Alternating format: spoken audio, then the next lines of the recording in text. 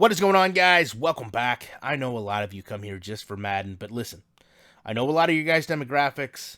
I just want you to watch this video, listen to what I'm showing you. There's no book, there's no course, there's no email newsletter, nothing. The first part of it is, you have to start investing. And I waited way too long. I tell you guys all the time. Link down in the description. Right now with Webull, you start with $5. They're going to give you at least $8 in free stock just for signing up and making that $5 deposit. I don't know where else you're going to go today where you're going to give somebody $5 and they give you 13. But if you know, I want to go there too. Open the account, listen to this video, listen. If you don't think it's going to work for you, sell the shares and go out to lunch.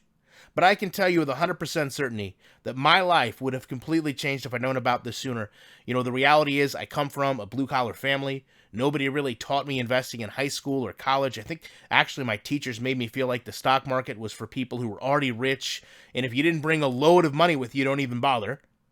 But I remember as a kid listening to the news and hearing about the Dow points and just thinking, hey, that's the part of the news that rich people, the elite people, they pay attention to. I wait for the sports. You know, my first 4 jobs, grocery store, truck wash, manual labor, and then manufacturing.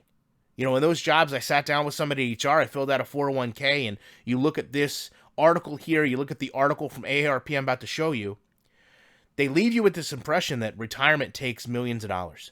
You know, when you're making just over minimum wage, it's like, why bother, right? I can tell you as a kid, I watched my parents work their entire life.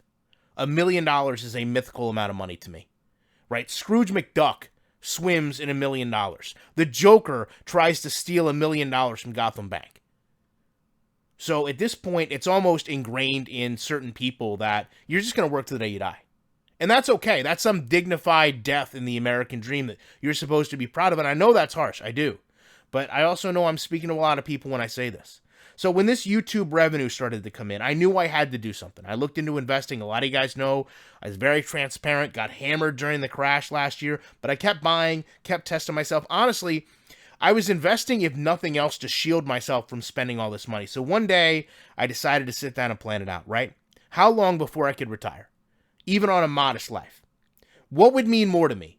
A $200,000 car or being able to live each day the way I want to live? You know, growing up the way I did, I don't need anything extravagant.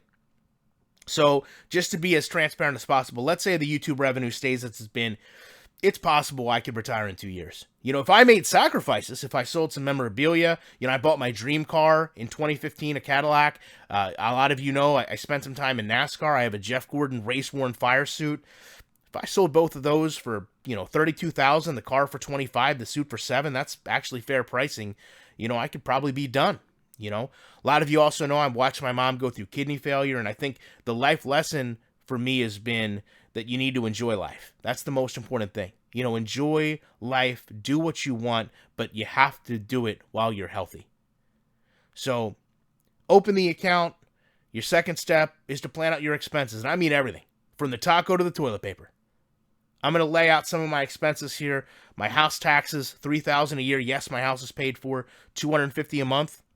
$350 for my insurance, $100 for my electric, $200 for my TV and internet, $350 for my car, $50 for gas, $200 for food, $50 for just, comfort. I need to go to the pharmacy. I want to buy a movie, whatever, right? You take that, whatever the total is. My total was $1,550. Divide it by 4. It's $385.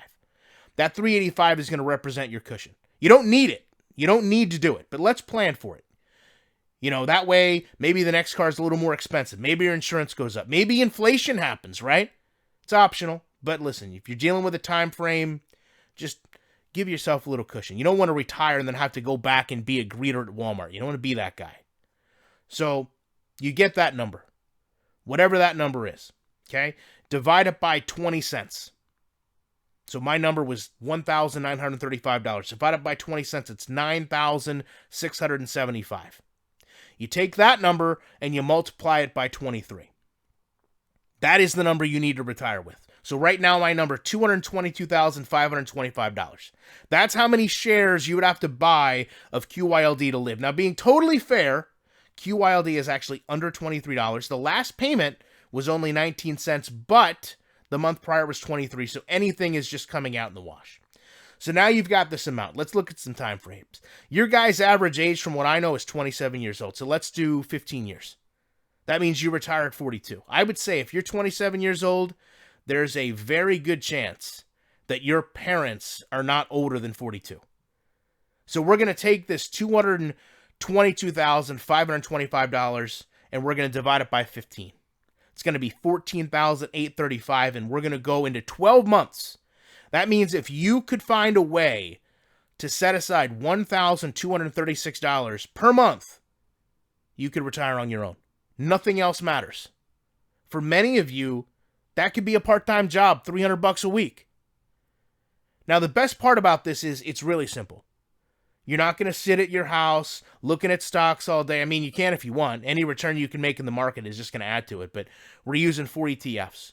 Each month, you're buying equal portions, and technically, you could actually put in less money because these investments are going to pay you back. So the 3 ETFs I'm going with: QYLD, NUSI, JEPI, SCHD, and as you can see, the first month, you're only going to make about $9 a month. But I selected each one of these for a reason, right? You could do QYLD as a yield return of capital, NUSI as a return of capital but downside protection, JEPI is still return on capital, but you've got some active management for growth. SCHD is pure growth. I mean, ideally you replace it with like QQQ, but QQQ is like 5 times the cost. But as long as you've got something in there to grow your money, because you've got JEPI, SCHD growing in value, that's actually kind of offsetting all the dividends back. So it's really going to help you out. So let's say one month you had $50 in dividends being paid. That would actually represent money you don't have to put in the market that month, but it would be good to keep the commitment to yourself and still follow through. Likewise, you could sell off SCHD at some point if it gets high and roll some of that money into NUSI or QYLD for income right then if you needed it. If you needed to retire sooner, the reality is once you've met your number, it doesn't matter. And also keep in mind, in the beginning we factored in 25% above what you needed, so you've got some buffers. This is the chart right here, which is only based on 2% appreciation, so there's some variables for the year. It shows that you would actually, with everything we put in to be fail-safes, if you will, you're actually going to get paid over $40,000 a year, and you're going to have $440,000 after 15 years. That's just compounding and snowball effect. If you did this, technically you could probably trim a couple years off. But there you go, guys. That's a really simple, straightforward investment way to retire. Know exactly how much you need, give yourself a 25% cushion, and set it on 4 stocks. You can use whatever stocks you want. You could do more or less and vary your growth against your dividend returns. But to me, this is what I'm doing. And I know where I'm going to be. And I know where I can be. That's the beauty of this. You can manipulate these numbers around however you want. You can put more in QYLD one month. You can put less. You can always buy what's less to lower your average cost down. But, you know, this is really important information, whether you want to take it or not. If somebody had shown me this 15 years ago, my whole life would have went in a different direction. I would have probably saved every penny I had because I wish I was in a position now where I could retire and enjoy life even more. And that's what it's about, guys, doing what you want to do with your day. And this is a path and a plan to do it that is relatively simple. Love to know you guys' thoughts on this. Appreciate you checking it out. You know I will be back in the week with more commentary.